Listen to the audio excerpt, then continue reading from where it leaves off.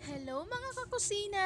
So for today's video ay magluluto nga po pala tayo ng ginataang pusit.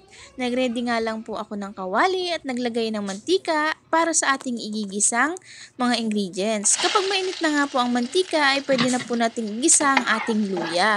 Halu-haluin nga lang po natin ito hanggang sa ito po ay mag-golden brown. At pagkatapos po niyan mga kakusina ay pwede na rin nating isunod ang ating naman pong bawang. Ganon din po ang proseso, hahalu-haluin lang din at hanggang sa ito ay mag-golden brown. At kapag okay na po, ay pwede na rin po nating ilagay ang ating sibuyas. Same process lang po mga kakusina. At kapag okay na po, ay ilagay na rin po natin ang ating main ingredients na pusit. Haluin nga lang po natin ito hanggang sa ito nga po ay magtubig. Opo, nagkakaroon po siya ng sarili niyang tubig. So, hindi na po tayo mag-a-add ng tubig at nagukusan na rin po talaga siyang magtubig. So, ayan na nga po mga kakusina. Pwede na rin po natin ilagay ang ating mga ingredients. Kagaya po ng magic sarap, paminta at asin. So, haluin nga lang po natin yung mga kakusina at hihintayin lang po natin ito na mawala ng konti o ang ating sabaw. At kapag okay na nga po mga kusina at medyo tuyo na po ang sabaw nito, ay maglagay na nga lang po tayo ng kaunting toyo. Siyempre, hindi rin po natin kakalimutan maglagay ng suka.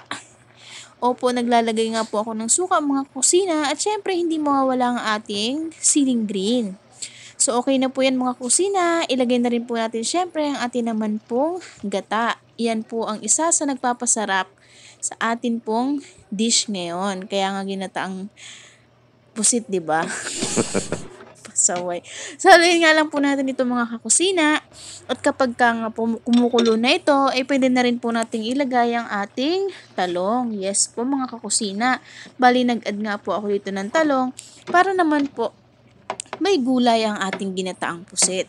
So, napaka sarap nga pong combination yan mga kakusina. Pusit tsaka talong. Must try po mga kakusina. And charan! Ginataang pusit is ready mga kakusina. Maraming salamat po sa suporta. Thank you for watching. God bless you all.